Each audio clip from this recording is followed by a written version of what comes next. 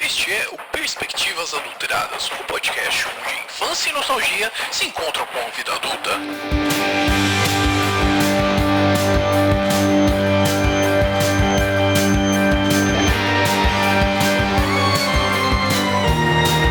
Sejam bem-vindos a mais um episódio do Perspectivas Adulteradas. Aqui quem fala é o Miau e Força e Honra. Aqui é Santiagos, Décimos e Roma Viva. Animá-los, né, também.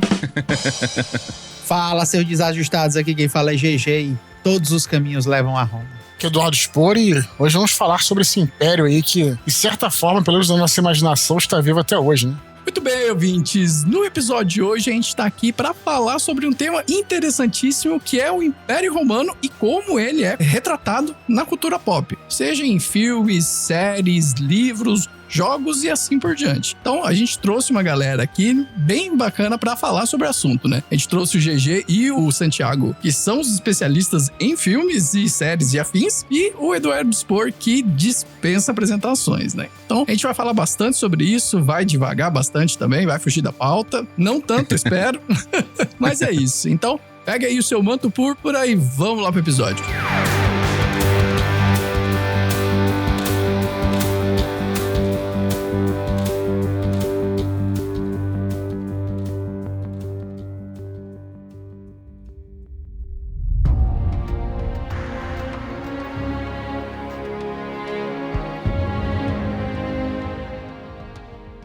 Muito bem, ouvintes. No episódio de hoje, esse espaço que normalmente eu uso para agradecer os nossos apoiadores lá da nossa campanha da Apoia-se, eu vou usar ele de uma maneira um pouquinho diferente, porque eu quero agradecer a você, ouvinte. Você que tá aí do outro lado, arrumando a casa, lavando louça, lavando o quintal, trabalhando, enfim. Não sei onde você escuta podcast, mas eu quero agradecer a você, ouvinte, porque é você que faz essa coisa acontecer, né? É você que faz o Perspectivas continuar do jeito que ele continua hoje. Então, se a gente tá aqui no nosso episódio 52, que é o episódio de aniversário, né? Nosso episódio de um aninho de existência, é porque você aí do outro lado tá ouvindo, você aí do outro lado comenta, compartilha, dá sua sugestão lá no grupinho da alegria, enfim. Então é por conta de você que tá ouvindo, né? É você que financia essa bodega aqui, né? Então, muito obrigado pra você, ouvinte. Então, é um agradecimento do fundo do coração. Eu falo em nome do Fael, do Jack, aqui que não estão aqui comigo hoje, mas tenho certeza que eu falo por eles, né? Que se não fosse por vocês ouvirem, dá o seu númerozinho ali de reprodução no Spotify, esse projeto não teria chegado onde chegou hoje, né?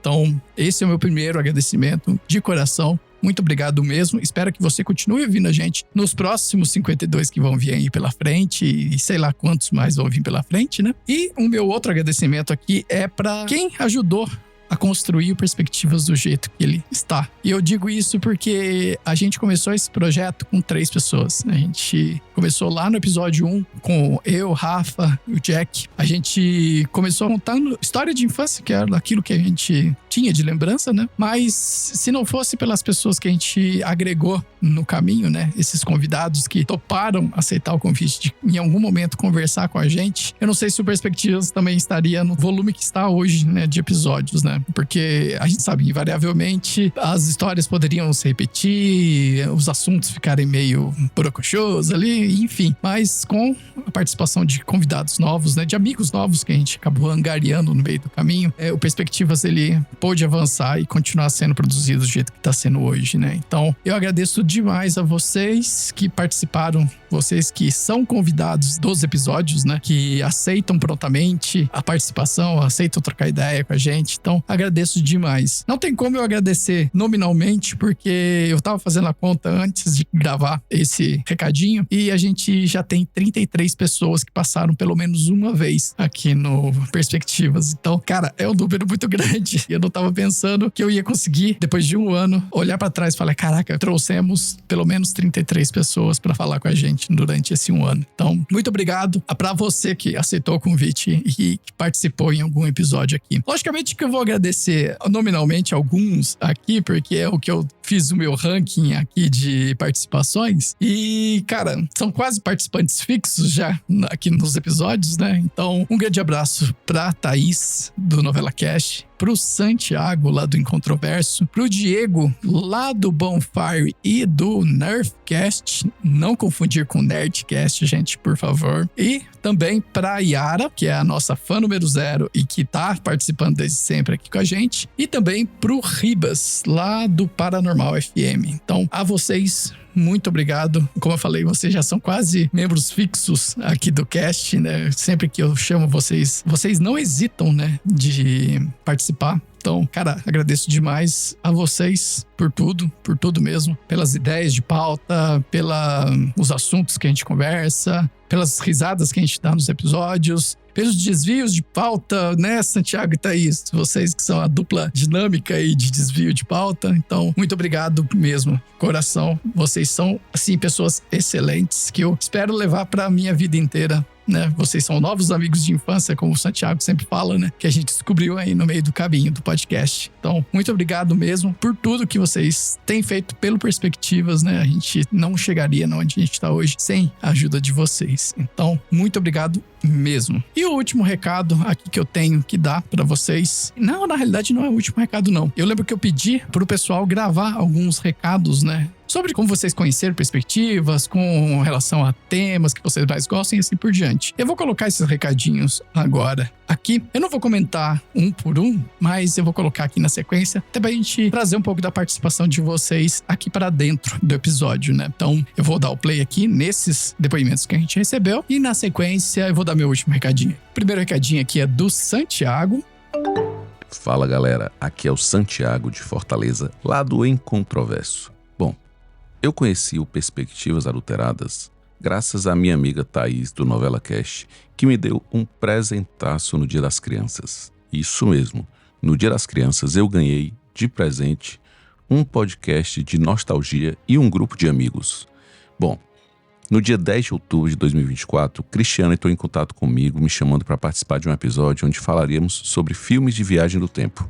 De lá para cá, eu virei fã, virei amigo, tenho falado quase todo dia com o pessoal, escuto todos os episódios, já maratonei, já teve episódio que eu ouvi mais de uma vez e fico aguardando ansiosamente quando é que vai ser lançado o próximo episódio.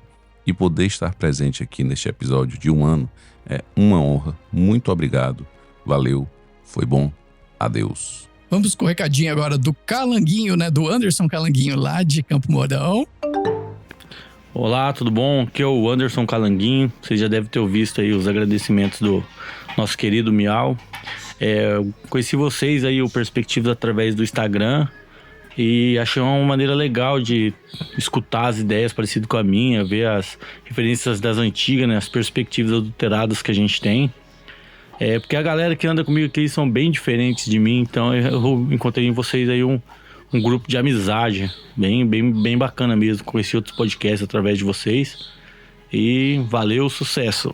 Temos também aqui o recado da Carolina, que é a irmã do Jack. Então, Carolina, muito obrigado por estar acompanhando a gente e vamos lá com o seu recadinho.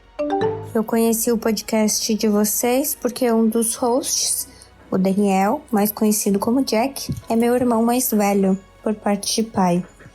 Diga-se de passagem, é um irmão que eu amo muito, é óbvio. É um irmão porque eu tenho vários, além do Daniel e dos nossos outros irmãos por parte de pai, mas enfim. Conheci o podcast de vocês através dele.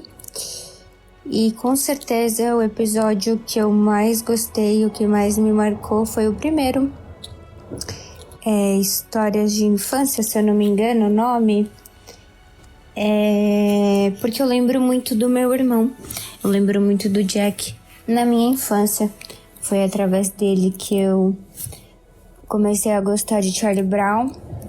E eu tenho muitas memórias boas com ele, na casa da nossa avó, com a nossa família e com pessoas especiais. O podcast de vocês é fantástico, eu já ouvi todos, acompanho e continuem assim. O trabalho de vocês é muito bom, muito bonito e só tende a crescer. Temos um recadinho aqui também do Rafael Queiroz, né? Que é um grande amicíssimo aqui que a gente tem, né? Participou já de episódio aqui com a gente. Então, vamos lá pro recado dele. Perspectivas adulteradas. Que surpresa boa, hein? Como é bom estar acompanhando vocês desde o início. Ver a evolução, ver os assuntos. Saber que, de certa forma, eu dei meus feedbacks no início, isso ajudou. Lembro do encontrar com o Miau na Praça de Cambuí, tomamos cervejas e conversamos. Que honra foi participar de um dos episódios, e para mim foi muito importante, o episódio Dia dos Pais, ter contado um pouco da minha história. Isso é muito legal, e desse episódio fez com que o meu filho começasse a escutar comigo. E isso é muito legal, muito bacana.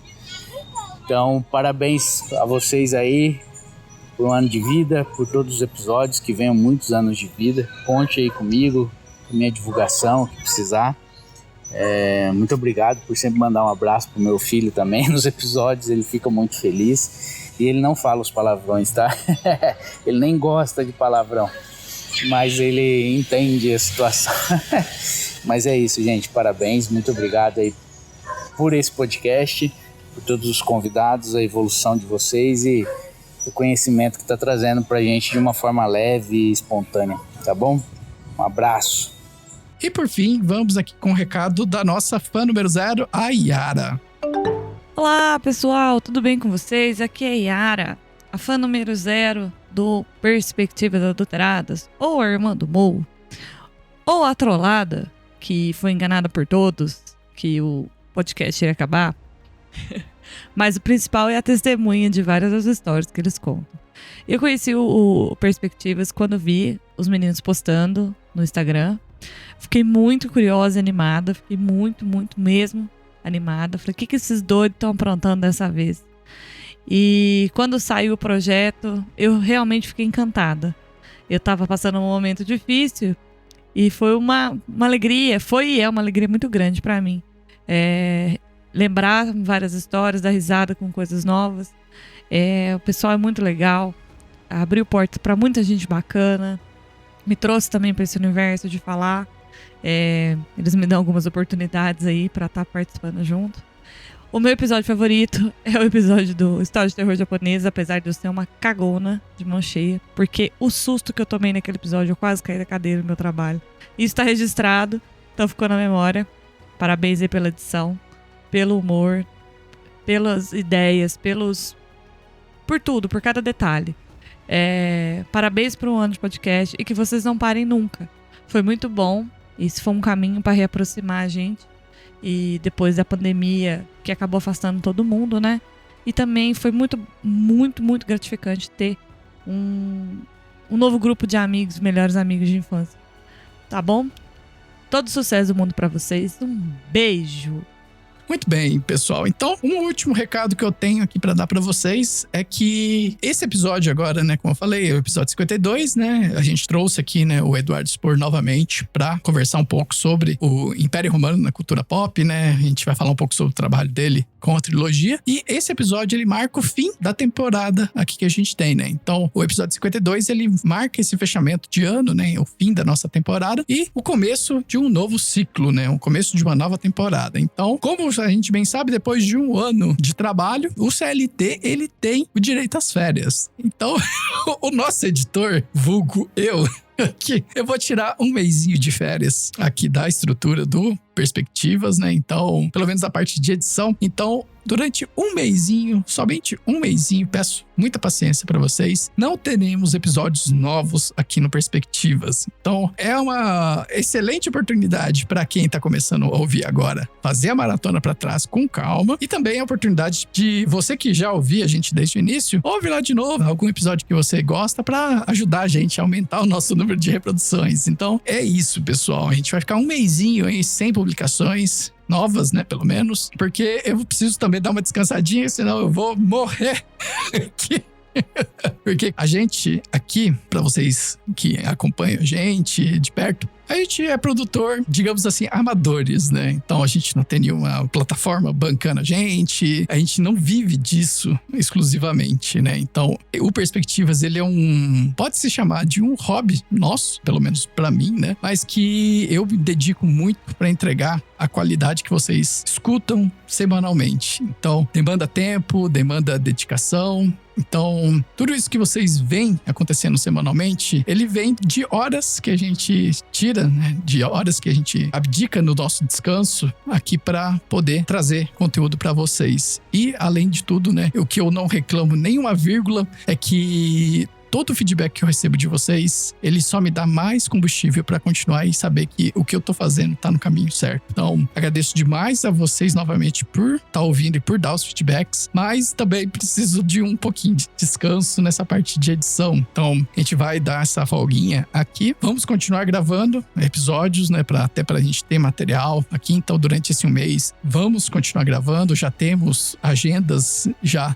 programadas de gravação com convidados, com novos temas e assim por diante. Tenho certeza que daqui a um mês, mais ou menos, a gente já tenha o fluxo restabelecido de episódios sendo publicados semanalmente e assim por diante. Então, peço a vocês paciência, continue acompanhando a gente. Então, é isso, pessoal. Espero que vocês gostem aqui do episódio com o Eduardo Spor, que, na minha opinião, ficou muito bom, ficou muito legal. E é isso. Bom episódio pra vocês e até daqui um mês, mais ou menos. Vou avisando vocês aí pelas redes sociais do Perspectivas, mas basicamente daqui um mês a gente tá de volta com novos episódios e garanto pra vocês que vocês vão adorar. É isso? Tchau, tchau, pessoal. Até o próximo episódio.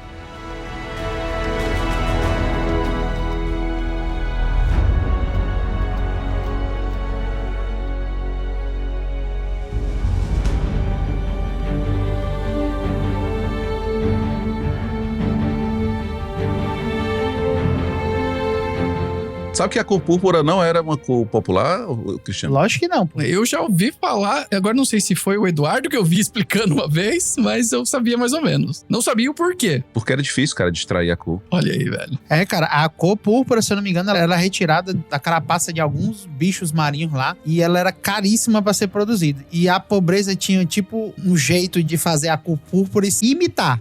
Eles usavam uma planta pra tentar imitar, mas não conseguiam fazer com a mesma nitidez que era a nobreza. É tipo a parada do açafrão, chamar a cúrcuma de açafrão. O pobre diz assim, eu já comi açafrão. Comeu não, irmão. Comeu não. O açafrão mesmo você não comeu não. Você comeu o açafrão da terra, que a turma chama de cúrcuma, o nome. O açafrão mesmo, que é o pistilo lá daquela flor, lá da Grécia, ou da Turquia. Aquilo ali é uma das especiarias mais caras do mundo. É a mesma história da cor púrpura, que era a cor da realeza, da chiqueza lá de Roma. Ela era extraída de um bicho lá. Era tipo um crio. E era dificílima de ser produzida. Caramba, velho. Aproveitando, já que a gente tá nesse momento aqui, de todos aqui, o GG é o único que não apareceu aqui ainda. Então, GG, se apresenta, por favor. Eu não sou muito bom de me apresentar não, porque eu sou muito caótico. Mas eu sou um nerd de carreira, sou participante de um dos podcasts do grupo, né, da galera aqui, que é o Incontroverso, que é um podcast totalmente focado na cultura pop e no jeito irreverente. Visto que sou cearense, então meu way de se portar é na base da brincadeira, da canalice e da pachorra, né? E lá nós somos focados na cultura pop com irreverência. Então esse aqui é mais ou menos uma apresentação breve de quem eu sou, né? E eu sou o caótico do grupo, né? Isso aí. Mas beleza, pessoal. Antes então da gente... Antes não, né? Já iniciando, né, aqui o nosso tema, acho que o primeiro ponto que eu queria trazer aqui é justamente um pouco sobre essa nostalgia e o primeiro contato que vocês tiveram com esse tema, né? Com o gosto ali pelo Império Romano ou a própria mitologia romana, né? Então, eu queria já lançar a pergunta pra vocês. Quando foi a primeira vez que vocês tiveram contato, né? Seja por um filme, um livro, e que vocês falaram, puxa, caralho, velho, eu quero aprender mais sobre isso, eu quero consumir mais desse conteúdo. Então, Eduardo, como foi pra você? Pô, cara, eu tava esperando que você chamasse outra pessoa antes, né? Porque você me pegou de surpresa. Eu tô tentando lembrar, cara, qual foi a primeira vez, deixa eu ver, que eu descobri alguma coisa sobre o Império Romano, cara. Bom, certamente foi antes do Gladiador, né? Que foi um grande marco pra nossa geração aí dos anos 2000 e tal. Na verdade, eu sou da geração anterior, né? Mas, cara, o que eu vou dizer é o seguinte... pra mim, um marco, eu não sei se foi a primeira coisa que eu vi na cultura pop, tá? Mas uma coisa que me marcou foi uma viagem que eu fiz, cara, pra Pompeia, cara. Na verdade, eu fui pra Roma, eu tinha 18 anos, se eu não me engano, e a gente fez uma viagem até Pompeia, né? A gente pegou o carro e tal. Pompeia é um pouco afastada de Roma, mesmo na cidade de Roma. E, cara, você visitar o sítio arqueológico de Pompeia é um negócio, mesmo, uma experiência transformadora, cara, porque você realmente vê ali como era aquela civilização e tal. E tem muita coisa preservada, claro que madeira, por exemplo, não existe mais e tal, mas tem muita pedra, né? Concreto, enfim, as construções, a maior parte delas está preservada, tudo. Inclusive mosaicos, cara, pinturas e estátuas, tudo. As ruas, né? Calçadas. Então aquilo foi uma experiência, cara, que foi até interessante, cara, porque na época, eu não sei como é que é hoje, né? Mas o sítio arqueológico de Pompeia, você entra assim, pelo menos entrava e não tinha assim guarda em todo lugar, sabe como é que é? Então, de repente, você se vê, você tava andando sozinho ali no entardecer no meio daquelas ruínas, cara. Você pode tocar, né? Claro que você não vai ultrapassar nenhuma barreira, né, arqueológica, mas você pode tocar nas paredes e tal. Cara, aí você começa a pensar como é que era a vida naquela época e você começa a ver que a vida talvez não fosse tão diferente do que é hoje, né? E naquele momento me projetei ali, né? Comecei a ficar pensando como é que era e daí que surgiu o meu interesse pelo Império Romano. Aí passei a ver filmes e, enfim, até ler livros sobre o assunto, né? Mas eu queria destacar isso, cara, que pra mim foi a experiência principal. Eu nem tô lembrando na cultura pop onde é que foi, mas isso foi uma experiência transformadora que me levou a desde muito cedo me interessar por essa temática, né? Enfim, eu gosto muito de história, já gostava de história, mas isso foi uma experiência pra mim que foi marcante. E pra você, GG? Cara, eu não tenho a menor dúvida, assim, que a primeira coisa que me chamou a atenção e abriu meu leque pra a magnitude do que é o Império Romano foi um filme que eu acho que tem que ser mencionado aqui nesse programa, que é o filme Ben-Hur. Puta que pariu. Cara, bem lembrado. Pronto. E olha como foi isso aí. Eu já era fissurado em história. Eu sempre fui fissurado em história. Eu sou um nerd totalmente controverso. Eu era nerd bagunceiro, quebrava todo mundo, gostava de fazer bullying. Eu nem entendo como é que eu sobrevivi até hoje. Pessoalmente, eu era o cara que fazia bullying e eu era o nerd ao mesmo tempo. Caraca, velho. Eu era esse tipo de gente. Eu era o que arengava com todo mundo, que arengar, pra quem é cearense sabe que é...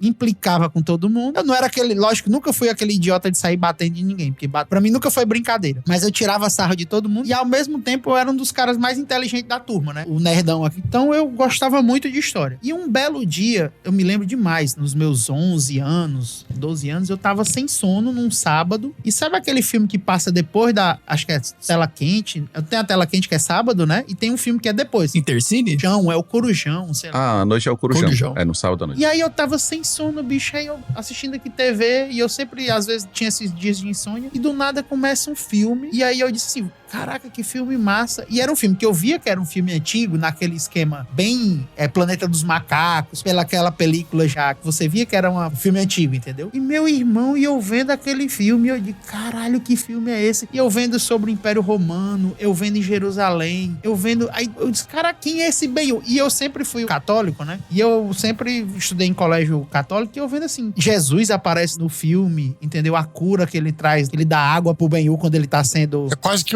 sem querer fazer o trocadilho, mas é quase que um easter egg, né? Isso, justamente.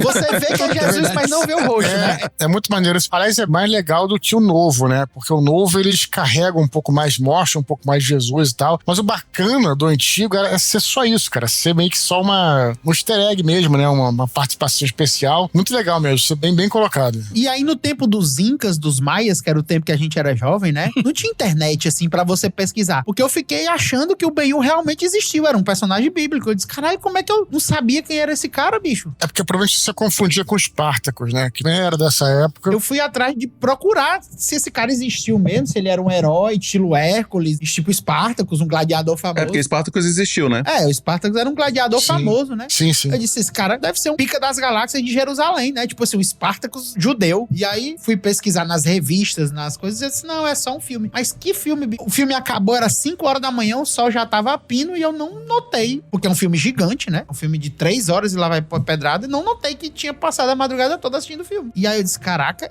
isso aqui é sensacional. E aí depois, como o Eduardo, quando eu fiquei velho, né? Aí eu tive a oportunidade de ler mais, de mergulhar na cultura romana, né? Na história, nos mitos, na cultura em si. E assim, a parada do Império Romano, que eu acho que é o que divide ele de todos os impérios antigos, é a parada de agregar culturas. Ele não tentava dominar, né? Não, ele dominava. Ele dominava, mas não tentava... Mas ele incorporava, entendeu? Exatamente, ele incorporava. Ele fazia uma simbiose onde ele entrava e, cara, isso era de uma riqueza de tudo. E, cara, reflete até hoje, bicho. É verdade. Reflete até hoje. Cara, Com certeza. e você, Santiago? Cara, eu também fui com Ben-Hur, só que não foi por acaso. Lá em casa, meus pais sempre gostaram muito de filmes. Eu até já comentei que é engraçado. Minha mãe, por exemplo, é uma senhora do interior, lá do interior aqui do Ceará, que costura, gosta de cozinhar e que gosta de country e gosta de filmes, tipo, de ação e coisas assim. Caraca, velho. E aí, cara, minha mãe chegou um dia e disse, olha, esse filme aqui é muito bom. Pegou lá na locadora e disse, vamos assistir. E foi Ben-Hur. Cara, e eu lembro de também ter ficado fascinado com a grandeza daquela coisa, daquela obra. Assim, foi um impacto muito grande. Que eu lembro de ter tido 2 filmes similares, né, que tinham a temática épica, que me deixaram com o mesmo impacto, que foi Os 10 Mandamentos, o Ben-Hur. São, obviamente, momentos diferentes da história, bem distantes, né, mas que eu lembro que a grandeza, a grandiosidade daqueles filmes me deixou muito impressionado. E aí, quando eu comecei a estudar no colégio, uma coisa que me deixava indignado na escola era justamente a forma como os professores nos ensinavam aquilo. Por exemplo, até hoje eu sei de cor que o Império Romano surgiu em 27 a.C., em 476 a.C., caiu o Império Romano do Ocidente, em 1456 o Império Romano do Oriente. Assim, mas pra que isso serve na minha cabeça? Não sei. Mas era a forma como os professores ensinavam. Eles diziam assim, ó, você tem que decorar esse número aqui. E eu ficava sem entender. Mas aprendi. E vamos lá falar, bicho. Aquela cena das corridas de biga, puta que pariu, né, bicho? Que cenas, né, bicho? É verdade. Não, e se for pensar pra época, né, cara? 1959, velho. Imagina. Surreal aquilo, cara. É 59, é? Eu achava que era depois. Não, é 59, Ben-Hur. E assim, o Eduardo, com certeza ele deve ter ido em Roma, né? Se ele foi em Pompeia. Bicho, você entrar no Coliseu e imaginar tudo aquilo que você viu no filme do Gladiador 2, né? Que são aquelas batalhas náuticas que os caras simulam aquilo ali. E o cara pensar que aquilo ali foi 200 anos antes de Cristo. É surreal, bicho. Quando eu tive no Coliseu, cara, foi a primeira vez que eu fiquei pensando assim, não precisava existir uma viagem no tempo, mas poderia existir tipo um scanner do tempo, que você só fechasse os olhos e você não alterasse nada, só olhasse em volta, né? Pra ver como é que... Justamente. Né? Porque é muito interessante, né, cara? Vocês falaram desses filmes antigos aí, eu acho que todos eles, hoje eu acho que já vi todos, e também vi na época, mas não me marcava tanto, assim, né? Enfim, eu realmente só me vi me interessar depois com essa viagem que eu fiz. Agora, sobre esses filmes, são muito interessantes mesmo, cara, porque eram filmes que na época você não tinha computação gráfica, então você Era tinha... tudo prático, né? Isso, aí você tinha milhares, na verdade, de figurantes, né? Você pegar, por exemplo, Cleópatra tinha figurantes pra caramba, ficou muito famoso. Tem um outro, cara, que eu acho que é o Declínio e Queda do Império Romano, se eu não me engano, com Arlequines, esse filme, também de 60 e poucos, de 64, que também tem uma batalha campal em que os caras fazem uma legião do tamanho que ela deveria ser. Caralho. Sabe, de 6 mil homens, assim, né? Enfim. Eles usaram 6 mil figurantes? Eu acho que mais, cara, porque 6 mil figurantes só de um lado da batalha, né? E tem toda aquela movimentação de você, né, se mover em blocos, as centúrias, as coortes e tal. Cara, esses filmes antigos são muito legais. E vocês citaram aí o Espartacus, né? Que é outro filme que eu acho incrível, cara. E ele, se for ver o Gladiador e você vê o Espartacus, isso é impressionante a referência, né? A inspiração que o Ridley Scott teve no Espartacus, né? E o Espartacus é um filme do Stanley Kubrick, cara, que é um diretor excelente. Aliás, um dos melhores diretores, talvez o meu top 1, assim, que eu admiro, né? Só que o interessante desse filme é que ele não queria fazer esse filme, foi contratado pra fazer esse filme e, porra, foi um filme excelente, só que ele achou que, enfim, não era a cara dele e a partir dali o Kubrick decidiu que só ia fazer filmes autorais, né? E depois ele virou o Kubrick que a gente conhece. Mas eu acho até engraçado ele meio que esnobar, assim, o Spartacus, né? Sendo que é um filmaço, né, cara? Enfim. Partindo um pouco das minhas lembranças também referente a essa parte, cara, acho que assim como o GG, cara, o fato do meu pai gostar de filmes bíblicos ou dessa temática, acho que também foi um pouco da porta de entrada pra curtir um pouco não, bastante até, dessa questão do Império Romano, né? Diferente do que você colocou, GG, do Ben-Hur, meu pai também, ele gosta pra caramba desse filme, tem esse filme até hoje em casa, lá no DVDzinho dele, mas o primeiro que eu lembro, assim, de ter os flashes e de ter um pouco também dessa reação de falar, caralho, velho, que da hora a forma que tá sendo retratado é o manto sagrado que tem, acho que é de 53. Ele tem também essa mesma temática, né? Acho que a história principal era um cara que, agora não sei se ele é um centurião, alguma coisa assim, que ele tinha sido deslocado pra acompanhar a crucificação de Cristo e acabou que ele meio que ganhou o manto que Cristo estava usando num jogo de dados ali, e a história vai se desenvolvendo na questão da descoberta dele pela fé.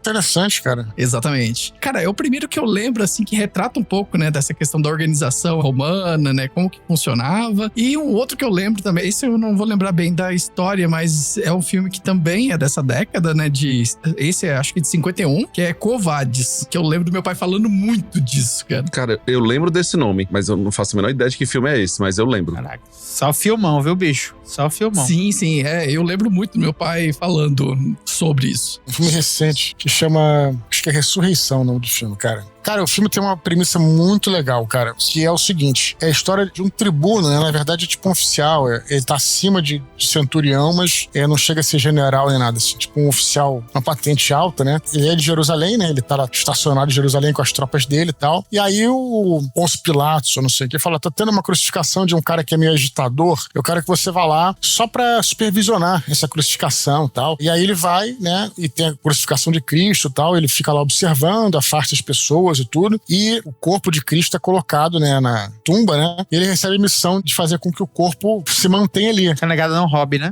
Porque os próprios judeus, né, os sacerdotes judaicos chegaram pro Pôncio Pilatos e falaram que vocês têm que manter isso aí, porque vão tentar roubar o corpo, vai dizer que o cara desapareceu e tudo mais e tal. Esses caras são meio, né, fanáticos, né, segundo aqueles sacerdotes judaicos falavam lá e tudo. E aí, esse tribuno militar, ele recebe essa ordem de simplesmente, né, guardar o corpo, ele deixa uma guarnição, mas mesmo assim o corpo desaparece, e aí ele recebe a missão de começar uma investigação pra encontrar o corpo de Cristo, né, cara? Então eu achei muito maneiro, cara, porque é uma perspectiva, tem lá a crucificação, tudo, mas, cara, não fala muito. Depois até fala, tá? Mas assim, é a perspectiva romana do que estava acontecendo, né? O que eu critico, quer dizer, critico não, vamos dizer assim, o que eu achei que o filme é um filme religioso, né? Então, no final, o que acontece é justamente a versão religiosa mesmo. Cristo ressuscitou, enfim, tudo aquela coisa, né? Sem problema nenhum, bacana. Só que essa história a gente já viu em todo lugar, né? Então seria interessante mostrar uma visão talvez mais pragmática, né? Seria diferente, né? Não precisava nem, tipo assim, de repente não é pra você negar a tradição, não é isso? Mas trazer uma visão assim, mais distanciada e tal, seria mais maneiro. Só que no final, claro, é um filme religioso e tal, mas, cara, é muito bacana, é um filme recente, então retrata muito bem a cidade de Jerusalém, cara, muito legal a reconstrução, muita coisa por CGI, né, mas bem feito, cara, que fazem do Templo de Jerusalém, aquele, né, o Pátio dos Gentios,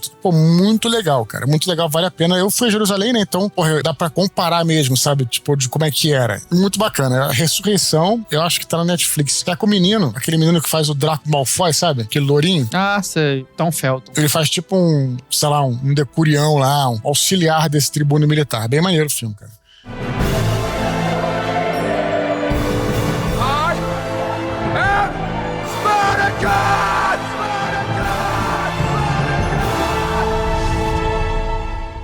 Mas aproveitando a deixa que a gente já tava falando, né, sobre filmes um pouco mais recentes, né, a gente falou bastante, né, desses filmes antigos aí da década de 50, 60 lá, mas desses mais atuais, né, por exemplo, vocês têm algum, assim, que vocês consideram ser até mais acurado ou que tem um lugarzinho mais cativo aí no coração de vocês, seja por conta da forma com que é retratado, independente se tá certo ou não tá certo? Cara, a melhor referência de audiovisual de Roma que eu já vi é a série, né, cara? A série da HBO Roma. Aquilo ali é uma coisa, assim, foi a primeira série que iniciou, assim, essa... A HBO já tinha séries, mas Roma foi uma série que mudou tudo, cara. É uma série que eles fizeram um detalhamento histórico, sabe, cara? E a série, ela é muito bem escrita. Sobretudo a primeira temporada. A segunda temporada também é boa, mas a primeira temporada, pra mim, é irretocável, cara. Personagens, enfim, e cenários... Porra, até a música é bacana, sabe? E retrata aquele período histórico ali que é da queda da República e início do Império, cara. Então, assim, em termos de audiovisual, eu citaria a série Roma, que ela é perfeita. E tem o filme Gladiador, né, cara? Que é um filme pra nossa geração. O primeiro, sobretudo, é um filme que é muito marcante, cara. É um filme que ajudou a trazer de volta, né, esse interesse pelo Império Romano, que tava meio que esquecido desde o final daquele período dos épicos, né, dos anos 60. O épico, ele tinha ficado esquecido, né, ao longo desses nessas 3 décadas aí, de Sim. 70, 80 e 90. Que o que é mais bizarro que é o filme Gladiador, não fala sobre um romano, não fala sobre um espanhol, né? Então, mas aí eu não sei se também foi erro histórico, alguma coisa assim, porque eu escutei uma coisa um tempo atrás falando justamente que essa questão, né, do espanhol ali não era muito factualmente correto, né? Aqui, o romano não era o cara que nascia em Roma, né? Era aquele que nascia em todas as províncias romanas. Então, assim, e que tinha cidadania romana. É claro que os escravos não eram cidadãos, assim, né? E muitos outros não eram, como estrangeiros, por exemplo, e tal. Mas isso é interessante, cara, porque os romanos não tinham muito essa coisa de... Claro, né? Você tinha, né, as famílias, né, que governavam Roma há muito tempo e tal, mas os romanos não tinham muito essa coisa de que, você nasceu... Tinha muitos imperadores, por exemplo, que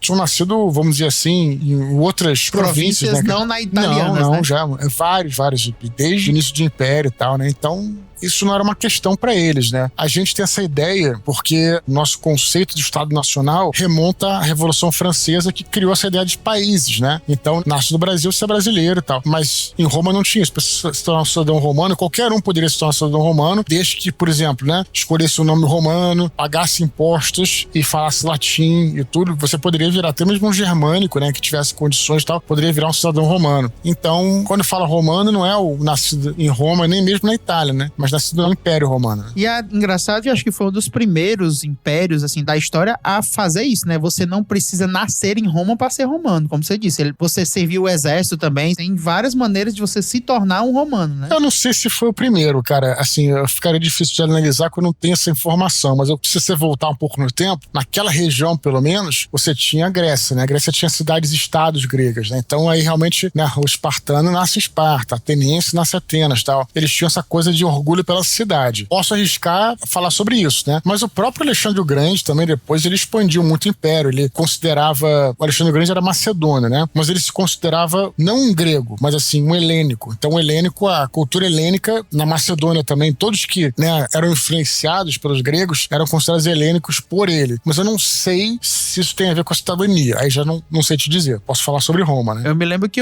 até a questão do próprio Asterix, né? Que era um gaulês, que é de uma região da França. Da França, exatamente, né? Isso aí. Eu vi alguma coisa, eu me lembro de ter lido isso, que se você tinha como conseguir a cidadania romana, entendeu? E eu não me lembro de outro império com essa relevância na época que desse essa proporção de uma pessoa de um país estrangeiro, que teve a cultura incorporada e que pudesse se tornar um cidadão do império, entendeu? Com direitos iguais. É porque a gente pensar nos grandes impérios da antiguidade, a grande maioria, eles eram impérios expansionistas, mas com a ideia de impor a cultura deles aos dominados, né? Ou de simplesmente subjugar e fazer escravos, né? Então, quando a gente pega no Oriente, o Oriente mais extremo, o exemplo de Genghis Khan ou outros daquele momento, eles tinham essa coisa de dominar, eles não tinham a ideia de tentar expandir e incorporar, que foi uma forma que Roma fez, não à toa a manteve aí no poder por, sei lá, 2000 anos, né? Exatamente. Os próprios bárbaros mesmo, né? Que eram desse jeito. Eles chegavam e diziam assim, aqui não tem nada a ver com vocês e não me misturo. Exato. Eu não sei, eu acho que eu tô te falando, eu acho que o Alexandre já fazia uma coisa parecida, mas com certeza os romanos faziam. Essa coisa de você respeitar na medida do possível, né? Eles tentavam manter a cultura local, né? Eles traziam... É até engraçado, vocês estavam falando dos filmes, né? Eu tinha que citar esse filme, cara, que é A Vida de Brian. Não sei se vocês já viram, do Monty Python. Sim. Cara, esse filme é sensacional. Cara, um dos filmes mais interessantes pra você aprender sobre o Império Romano, cara. Porque pela piada, quando você conta uma piada, você fixa aquilo na cabeça, né? Então, pela piada, você já aprende história. É muito legal. Então, por que eu tô falando isso? Tem uma cena clássica na Vida de Brian, que tá lá os revolucionários judeus e tal, o cara falando mal do Império Romano, e aí dizendo, né, os romanos tiraram tudo que nós tínhamos e tal, o que eles deram em troca? Aí na reunião, o cara desavisado fala, trouxeram os aquedutos. Eu falei, mas tudo bem, acho que aquedutos é uma coisa boa e tal, mas tirando os aquedutos, o que eles fizeram? O vinho, pô, o vinho deles é muito bom. Então, tudo bem, vinho e tal. Aí cada um fala uma coisa e daqui a pouco ele vai tirando aquedutos, vinhos, estrada, segurança pública, tal,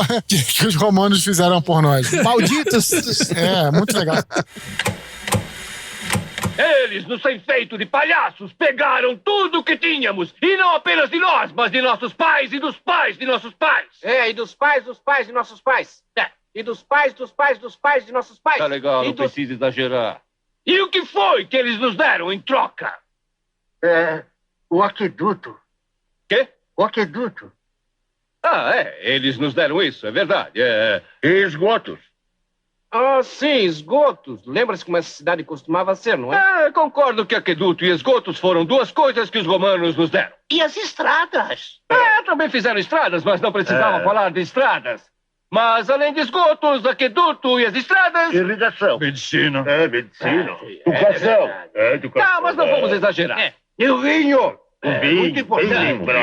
E nos esquecemos de mais uma coisa que os romanos nos deram, Red. Banhos públicos. Oh, e é seguro andar nas ruas à noite agora, Red? E conseguem manter a ordem. Só eles podem fazer isso num lugar assim. Tá bom, mas além de esgotos, medicina, educação, vinho, segurança pública, irrigação, estradas, água potável e saúde pública, que mais os romanos fizeram por nós? Trouxeram paz. Ora, paz! Cala a boca! Essa piada é clássica, né? E ela é uma piada muito educativa, cara. Então, e é isso, né? Na própria Judéia, que a gente tá falando muito, eles mantiveram durante muito tempo o rei judeu. E aí, enfim, depois que eles derrubaram tudo, né? Na verdade, por causa das revoltas, das guerras judaicas, na verdade, né? Mas, inicialmente, eles tentaram manter a Judéia como um estado cliente com um rei, né? Que era o Herodes Antipas, não é isso? Se eu não me engano. Que era o rei, eu acho que foi da época de Cristo, se eu não me engano. Mas é isso, tentaram manter, né? Aquilo ali pra cultura local. Que também é outra coisa bizarra, né? Quando você fala de Roma e quando você vai pra lá, é quando você vê as estradas, né? Que eles construíram, que assim, foi um dos grandes diferenciais que propiciou eles ficaram do tamanho que eles ficaram. E esses aquedutos, bicho, é bizarro também, tão quanto o Coliseu. Quando você vê uma construção daquela ali, e você fica, caraca, bicho, como é que os caras fizeram isso aí na Idade da Pedra, praticamente? É o que acho que agora é o cara que tava junto com o Máximos, né, fala quando eles chegam na porta do Coliseu, né? Ele não sabia que homens faziam coisas desse tamanho, né? Uhum. É, mais ou menos isso, é bizarro. E, na verdade, as estradas romanas existem até hoje, cara. Você vai a Portugal, né? Volta e meia eu vou lá que eu tenho família em Portugal. Você tá dirigindo pelas estradas portuguesas, aí você vê lá uma placa arqueológica, Estrada Romana. Sério, cara, você para o carro assim na beira da estrada, desce por um caminho, e você tem lá a Estrada Romana até hoje. Geralmente muitas viraram riacho, né, sabe? Mas, cara, tem até hoje, cara, Estrada Romana na Europa inteira. Então você vê que louco isso, né, cara? E, cara, deve ser uma sensação muito doida, porque, cara, você tá, sei lá, pisando em coisas de 2000 anos atrás, né? No mínimo, né, mano? É bizarro. Você se sente um lixo. A verdade é essa. Você pensa assim, pô, se os caras há 2000 anos fizeram isso aqui, aí você imagina, aqui no Brasil, o que é que tu acha que vai durar 2000 anos? Nada, velho. Nem a Amazônia vai durar 2000 anos. Na Amazônia a gente vai conseguir destruir. Olha o estado da Fernão Dias, cara. Tá toda esburacada, pô. Aqui no Ceará, a duna de Jericoacoara já morreu, né? Aquela duna do pôr do sol. Não aguentou. É verdade. O pessoal batia palma pro sol aqui numa duna, ela já foi-se embora. Acabou. A gente ainda viu, né? Zé Maria, antes dela morrer. Foi. A gente ainda foi pra lá. Teve raiva lá em cima, inclusive. Foi, levei surra de areia. Nem senti saudade dela quando eu soube que ela morreu. Eu disse, já tinha que morrer mesmo. Mas nós somos muito sem cultura. Nós somos muito sem cultura. Vocês falando isso, eu tava pesquisando pro episódio, eu até achei uma série que eu não sabia que ela existia assim e me interessou bastante, que eu quero ver se eu assisto, que é uma que chama Barbarians, acho, da Netflix. Saiu recente, né? Ela? Isso, de 2020. Que ela conta um pouco da história pro lado dos bárbaros, né? Aí eu não sei se é correto falar o termo bárbaros, porque pelo que eu lembro, é a forma com que os romanos tratavam quem não falava latim, é isso? Uhum. Não, você pode citar bárbaros sem problema nenhum. Pode falar germânicos, ou pode falar a tribo, mas isso aí é tranquilo. Eu acho que vai ser difícil alguém tá vivo pra querer cancelar a gente, né? Dessa turma aí. Pode falar bárbaro mesmo. E na verdade, essa série é bacana. A primeira temporada é boa, cara. A segunda já, cai muito.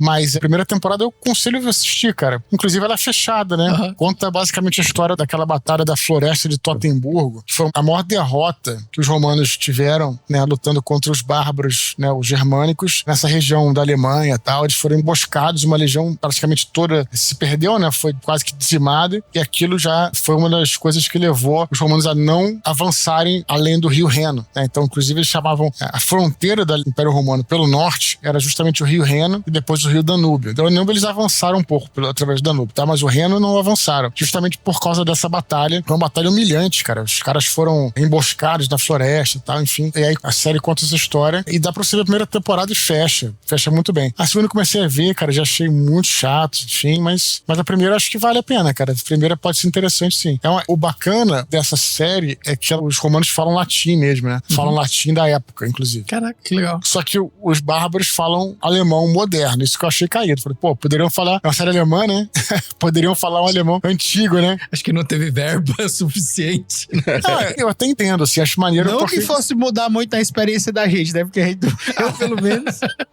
Tu sabe alemão, Eduardo? Não, cara, mas sabe o que eu acho maneiro? É engraçado, eu acho que a língua, a sonoridade do idioma, ela faz diferença, cara. Ela dá uma identidade, mesmo que você não entenda. Acho maneiro isso. Mas aí, claro, é uma série alemã, os germânicos falam um alemão. Mas poderiam falar, né, um alemão antigo. Assim como, por exemplo, teve um filme brasileiro chamado, acho que é Desmundo, que se passa em 1600 e pouco, e os atores falam português da época. É maneiro, é parada legal, bem feita e tal. Um dia desse, de madrugada, eu me peguei vendo um vídeo de um cara que ele é linguista e ele tava mostrando como era o português dessa época aí, de 1500, 1600. E é bizarro, cara, você ouvir ele lendo um texto, você fica assim, meu irmão, isso aqui não é português. Não tem nada a ver com o que eu falo hoje. Pois é diferente, né? Cara, qualquer coisa que sai da proximidade das línguas latinas, eu acho muito bizarro. Tanto quando você começa a viajar, a Europa é uma viagem que você tem experiências assim que são surreais. Quando você começa a ir pro norte, que você começa a ter mais contato com as línguas saxônicas, né, anglo-saxônicas, não sei o quê, você começa a ver aquela carrada de consoante, uma atrás da outra, que você começa a não entender o que, tipo assim, como é que se pronuncia isso, como é que você, latino, tentando vocalizar aquilo ali, você parece um pinche rosnando, você fica... um negócio assim que... Os caras aprendem desde criança, né? E, cara, eu vou te falar, isso é verdade também pra quando você vai se afastando do Ocidente, né? Você vê, por exemplo, o chinês é uma língua muito anasalada. Pra gente é muito difícil. A gente consegue aprender inglês, a gente consegue aprender, claro, espanhol, óbvio, francês, mas quando você vai tentar, por exemplo, árabe, já também é o gutural, né? Isso. Gutural. Você vai pra China, por exemplo, é mais anasalado. Você vai pro Japão, então, a entonação é diferente. Então, isso é legal. Isso é bem interessante, essa diversidade de idiomas, né? Mas é isso que você falou.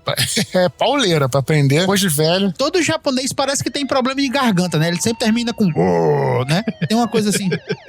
Parece que eles precisam sempre de uma pastilha. E o chinês, não. O chinês é meio mais anasalado. Pior. Né? Verdade. E o coreano se lamentando. Não. Aí, temos 4 nacionalidades pra cancelar a gente agora. Não conseguimos com os bárbaros. Na edição eu vou checar no Spotify pra ver se a gente tem ouvintes lá. Aí a gente tira só aquelas que tem, né? Verdade.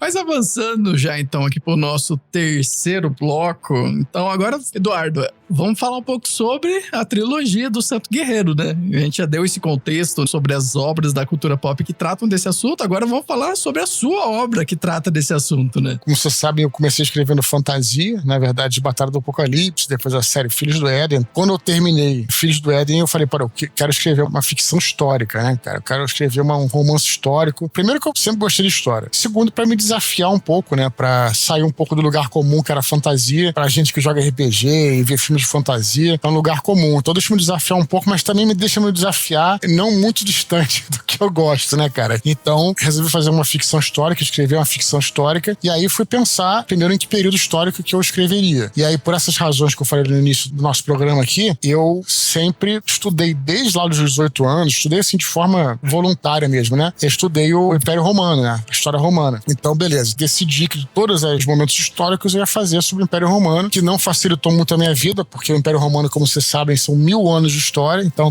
tinha que focar... Por baixo, né? Só no Ocidente, né? Vamos botar assim, só no né? Ocidente. Esquece de Constantinopla. Eu, pessoalmente, considero o Império Romano do Oriente o Império Bizantino, pra mim. Eu considero. Eu não gosto de chamar de Império Romano do Oriente, enfim, por razões que a gente pode falar depois, mas é uma coisa minha. Então, o Império Romano do Ocidente, ele teve mais de 1000 anos de história, então resolvi focar num período específico que, na série Roma fala sobre aquele período do Júlio César, tem um gladiador que fala do auge do Império, Marco Aurélio e tal.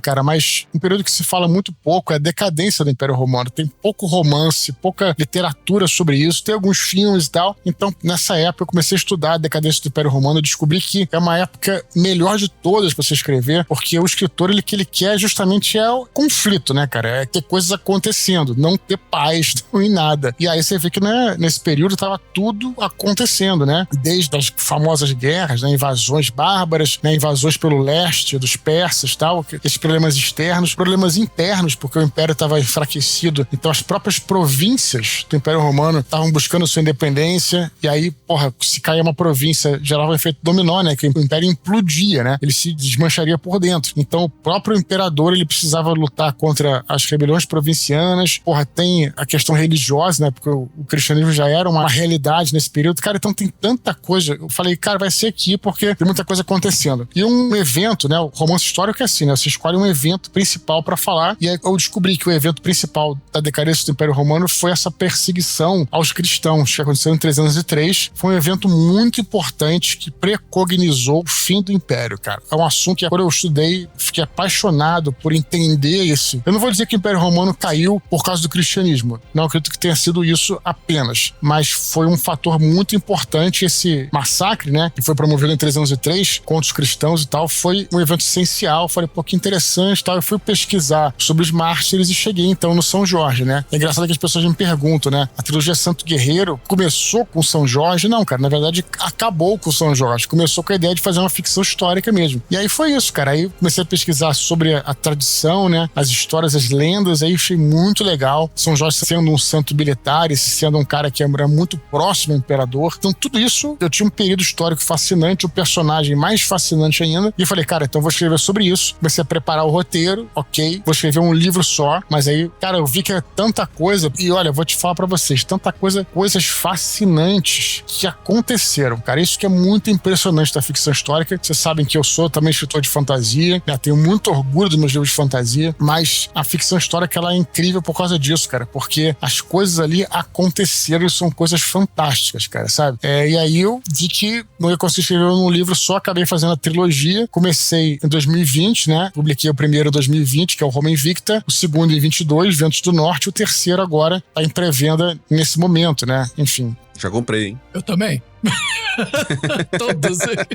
Eu tô aqui só, esse momento é o meu momento fanboy, eu tô só escutando. Eu também, eu já comprei, isso queria dizer. Então, assim, e o terceiro livro vai falar justamente sobre esse, porque na verdade, assim, tudo foi construído para se chegar aqui, né? Eu acredito que é sempre assim, quando você escreve uma história, tudo é construído para você chegar no terceiro ato da história. E o primeiro ato, né, o primeiro livro fala sobre a infância do São Jorge, fala sobre a adolescência e a juventude dele e a vida dele na escola, na academia militar. O segundo, ele como adulto já, né, como um capitão do exército romano, um soldado romano nas batalhas. E o terceiro, ele já como duque, né, enfim, como guarda palaciano. E aí as batalhas dele e depois o martírio dele e como é que tudo isso aconteceu. Cara, e o bacana é isso, cara, é você mesclar a ficção, por isso que é a ficção histórica, a ficção com a história, as coisas que aconteceram, que eu vou repetir, cara, são coisas impressionantes, fascinantes, que a gente, né, vai se entretendo à medida que vai lendo, vai aprendendo um pouquinho de história, apesar de que nunca é meu objetivo é ensinar histórias, que quem faz isso são os professores, mas é você pelo menos se interessa pelo tema e vai procurar, né, enfim, em livros documentais e tal. Então é isso, cara, e aí terminei, né, enfim, e agora só espero que eu consiga escrever livros únicos, cara, porque quando você entra em trilogia, pô, eu fiquei 5 anos, cara, né, você pensa que o primeiro foi 2020, isso 5 anos, assim, sem contar, né, de coisas que eu pesquisei, né? Então são 5, 6 anos de trabalho e é uma jornada, cara. Mas eu tô orgulhoso, cara, de ter galera gostando ou não do livro, né? O que eu digo sempre é o seguinte, eu tô orgulhoso de ter encerrado esse projeto. A pessoa que vai ler, né, vai ter aí quase 2.000 páginas de história do Império Romano num período em que é pouco retratado na literatura. Então, como é que era viver naquela época? Como é que era viajar naquele período? O que você encontraria? Esse é o exercício do ficcionista, né? Então é isso, cara. E o livro tá em pré-venda agora aí, e a pré-venda tem brinde, né? Então, quem quiser comprar, aproveite que vai até o dia 22, dia 23 lança o livro, cara. Eduardo, como é lidar com a dificuldade, no caso como autor, de escrever dentro de um período que é tão bem conhecido, tão bem retratado, e você conseguir inserir toda a sua história ficcional dentro daquele contexto sem mexer com a realidade, assim, sem desfazer a realidade ou tentar reescrever a realidade? Cara, pra mim não tem dificuldade nenhuma, quer dizer, dificuldade tem de escrever, né, em si. Eu Eu acho que, pra mim, o ato de escrever, que a gente pode até entrar nisso, é difícil pra caramba, assim, não é fácil. Eu sei que tem gente que escreve com o pé nas costas, né? Cornell fala isso, né? Porra, você pega, por exemplo, Stephen King, né? Que escreve, sei lá, um livro, se ele quisesse escrever um livro por mês, ele consegue fazer isso. Ele sai escrevendo. Eu acho isso surreal, cara. Sim, Jorge Amado fazia isso, cara. Jorge Amado disse que não planejava os livros dele e não fazia roteiro, não, cara. Ele saía escrevendo e não revisava. Isso tem uma ideia. Então, assim, era tudo na máquina, né? Então tem esses caras, né, que são, enfim, eu não sou desses caras. Pra mim, o ato de escrever é um ato, difícil pra caramba, é muita concentração, cara, sabe? Você fica muito tenso e tal. Então, nesse ponto, escrever é difícil. Mas, assim, colocar a ficção na história, pra mim não tem dificuldade, porque o que você tem da história é assim, por exemplo, você sabe que Diocleciano, influenciado por Galério, né, que era seu genro, e também um dos imperadores, enfim, tinha a tetrarquia, né, enfim, que era, o Império Romano era dividido em 4, mas tudo bem, isso aí não importa. Você tem essas informações, né, que o imperador decidiu fazer essa perseguição contra os cristãos e tal, lá, e tem isso, beleza. Esse é o fato histórico. Agora, como foi que eles decidiram? O que eles falaram na reunião, por exemplo, que isso foi decidido? O que passava na mente das pessoas, entendeu? Passava na mente deles. Isso não tem como você saber por livros documentais, entendeu? Então, o nosso trabalho, assim, é pegar o fato histórico e trazer pra literatura. O diálogo, né? Claro, o diálogo, né? Enfim, né? O que eles falavam, o que eles falaram na época. Então, não tem dificuldade em si, não é um embate, sabe? Não tem um conflito. Essas coisas não entram em conflito, entendeu? O cara é só se complemento. Então, nesse ponto, pra mim, não tem dificuldade nenhuma. A dificuldade em si é escrever qualquer coisa, né? Mas não essa coisa de mesclar a história com a ficção. Pra mim, isso aí é bem tranquilo, cara. Agora, eu como fã, eu vou ser sincero com você. Eu não sou um especialista em história e tudo, mas eu entendo um pouco de história. Então, quando eu pego um livro como o teu e eu vejo que fica difícil você separar o que é claramente ficção e o que é realidade, aí você fica, porra, esse cara parece que tava lá, bicho. Ele é algum antediluviano que tava lá e disfarçado, e ele só tava com um papel e caneta anotando, bicho. Aí entra o seguinte, é a questão da sensibilidade, cara, que é uma coisa importante pro artista, né? A gente tem que ser, por um lado, pragmático, claro, mas é uma coisa assim, que às vezes você pode até escrever bem, né? Tem, por exemplo, jornalistas, historiadores, que escrevem bem, de forma clara, e passam informação. Mas quando você tá falando de personagem, de narrativa, de ficção, aí entra a sensibilidade pra você tentar recriar aquele personagem, entendeu? Que você, por exemplo, você vai ter que recriar, tudo bem, um personagem fictício, beleza, mas pega um personagem histórico, como o caso de Diocleciano, por exemplo. Foi ele que ordenou matar os cristãos, né? Só que falam que ele foi induzido a isso pelo genro dele. Fala que ele, por exemplo, ele foi consultar os oráculos antes de emitir esses decretos. Então você vai reconstruindo, você pega as pistas e vai reconstruindo. Se o cara fosse 100% certo do que ele queria fazer, ele não ia consultar nem oráculo, não ia ficar na dúvida, não ia pedir opinião de ninguém, entendeu? Então, não tô limpando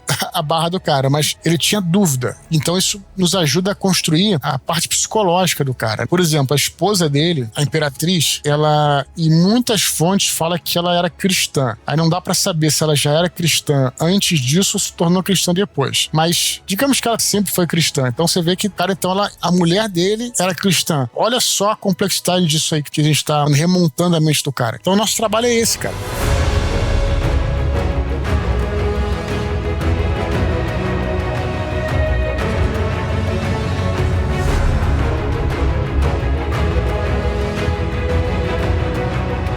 O que tu fala que é um processo criativo natural, com a tua sensibilidade de artista, pra mim, que tem a sensibilidade de um mamute siberiano, não consegue enxergar como tu chegou nesse caminho, entendeu? É bizarro. Mas isso aí, cara, deixa eu te falar uma coisa. Eu entendo como um elogio bacana e tal, mas as pessoas às vezes perguntam, né, como é que você conseguiu fazer isso e tal? Eu vou te responder. Não é nenhuma genialidade, não é nada excepcional, é simplesmente muito esforço, muito interesse, né? Desde sempre, desde criança, né?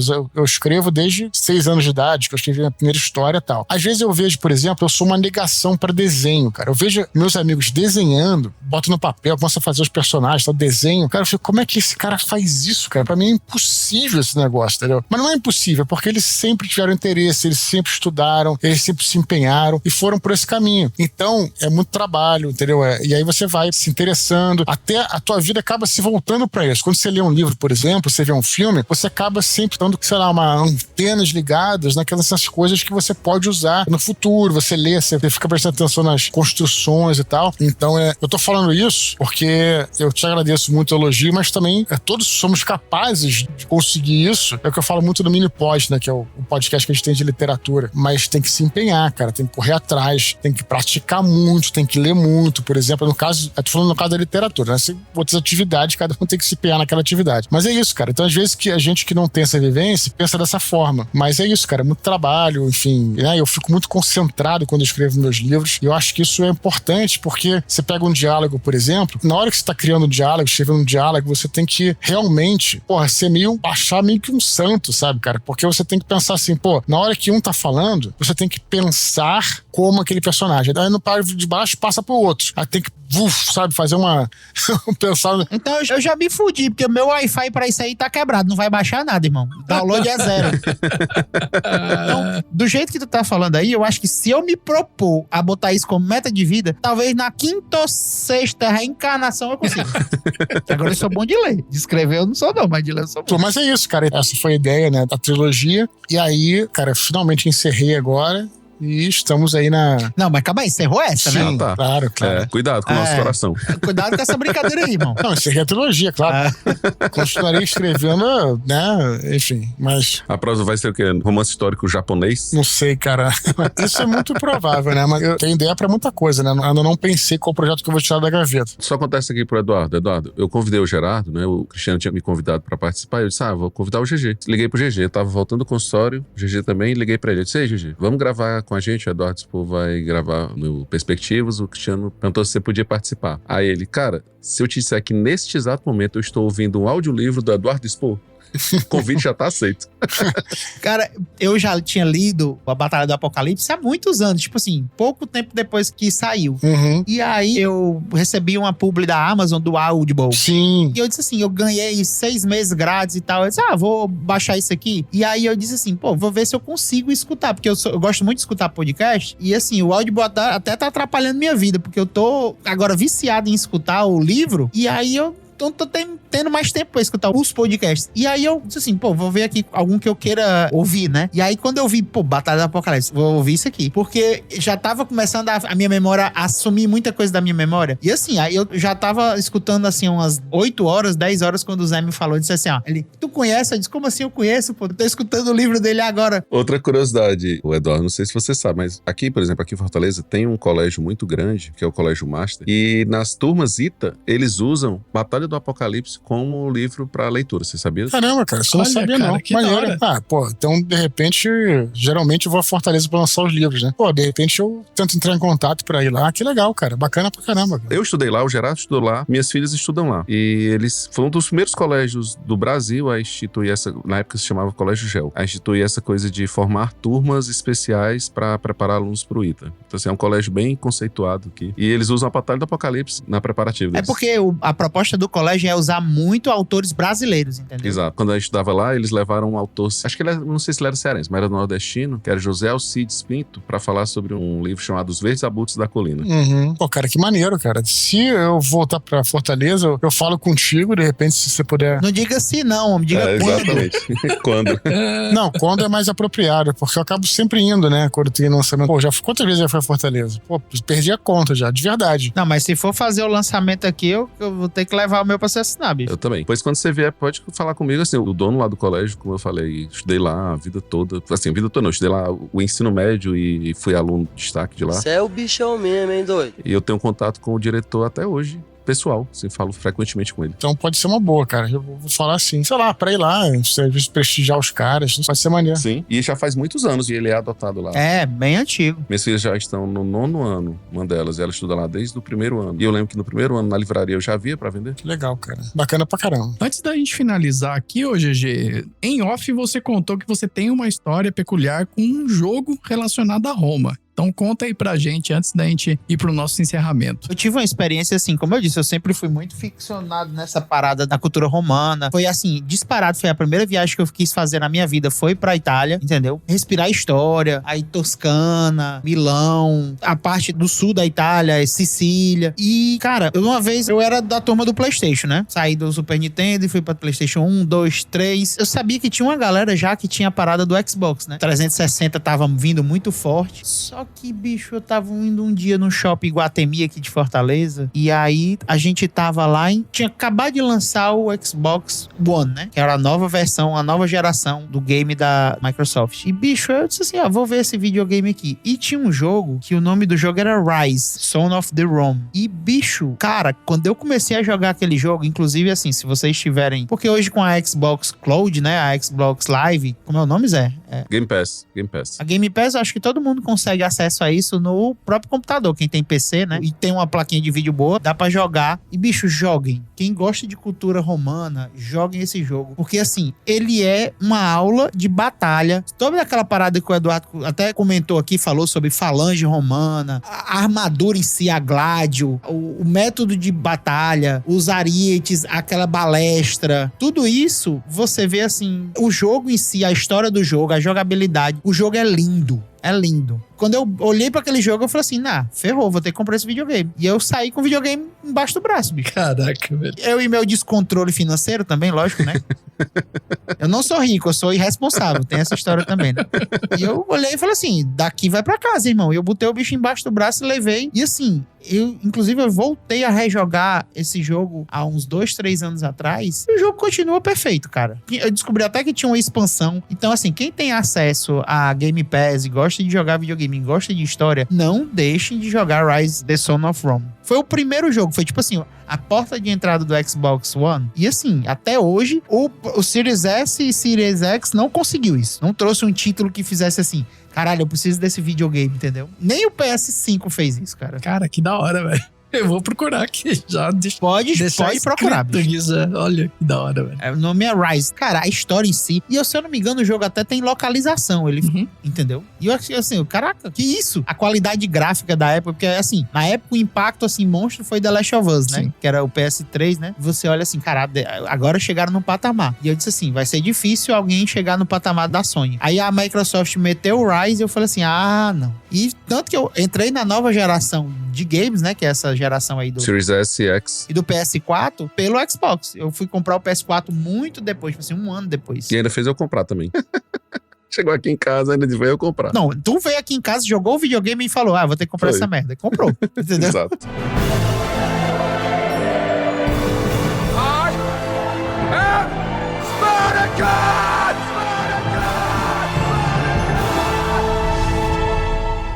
Bem, ouvintes, chegamos ao final de mais um episódio. Eu espero que vocês tenham curtido. Eu, cara, particularmente, quando se trata de assuntos históricos, eu curto pra caramba. Eu costumo ficar ouvindo o podcast que a gente tá gravando, porque, cara, é muito legal consumir esse tipo de conteúdo, principalmente vindo de pessoas que entendem do assunto, né? Então, Eduardo, deixa o seu jabá aqui, já da sua pré-venda. A pré-venda tá rolando até o dia 22 de abril e dia 23 lança o livro, né? Então, se você quiser participar da pré-venda, qual é a vantagem da pré-venda? A vantagem é ter uns brindes exclusivos, né? Que é um mapa muito legal, todo colorido do Império Romano. Tem um pôster e tem alguns cards com as legiões romanas. Na frente tem o símbolo da legião e no verso tem justamente a explicação daquela legião, enfim, como é que ela foi criada. É bem bacana. E é só você procurar em qualquer loja, né? A gente sempre fala da Amazon, né? Enfim, mas tá disponível na Livraria Travessa, várias livrarias, leitura, por exemplo, online, sempre online, né? Então, fica o convite aí. Você aproveita até o dia 22, que dia 23 tem o lançamento, e aí acaba os brindes e aí a gente começa a fazer o nosso turnê de autógrafos pelo Brasil, que depois eu vou anunciar as datas. Acho que semana que vem,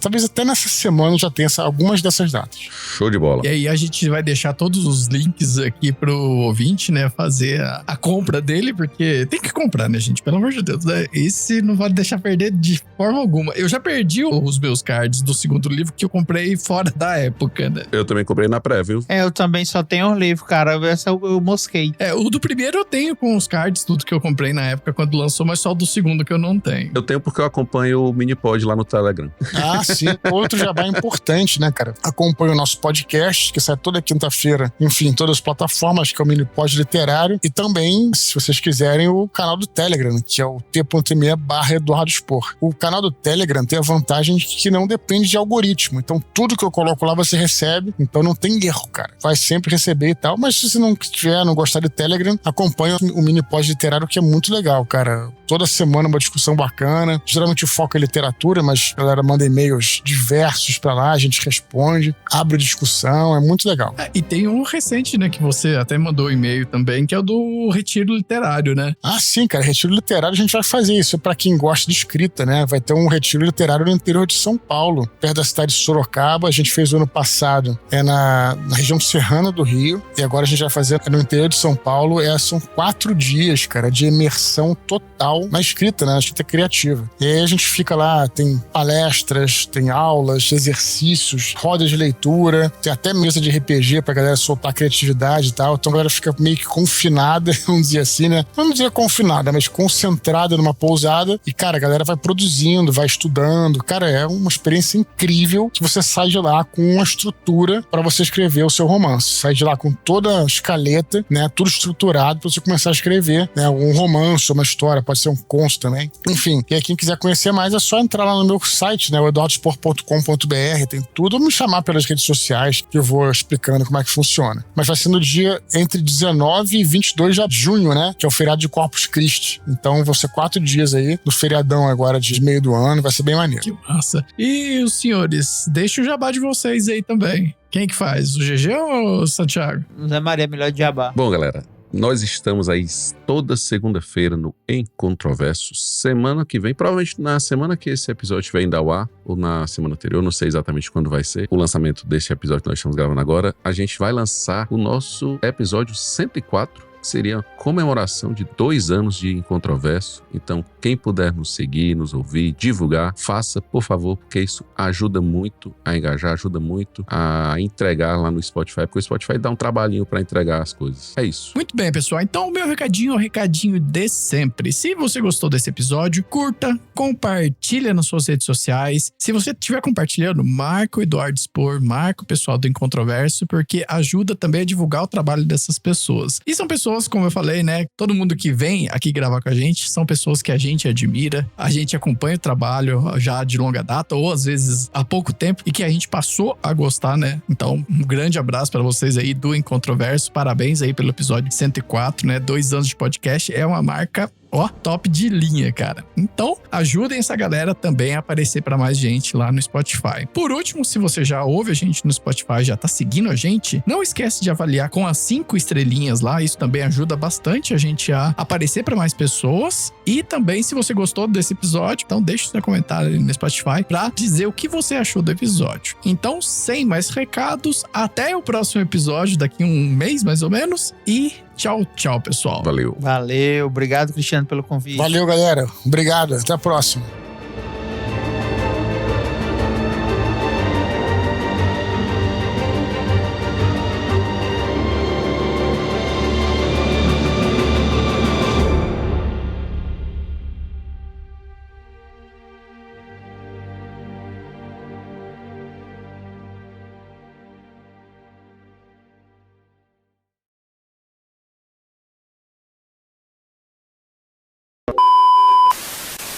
Sabe o que é que eu vou te dizer, Eduardo? Eu vou ousar discordar de ti, porque eu odeio o Stanley Kubrick, eu não gosto de nenhum filme dele. Inclusive, eu arrotava pra todo mundo e dizia assim: cara, eu não gosto de nenhum dos filmes do Kubrick, assisti todos e não gosto de nenhum. E tu me mostrou agora que eu gosto de um, que é justamente o que ele odeia.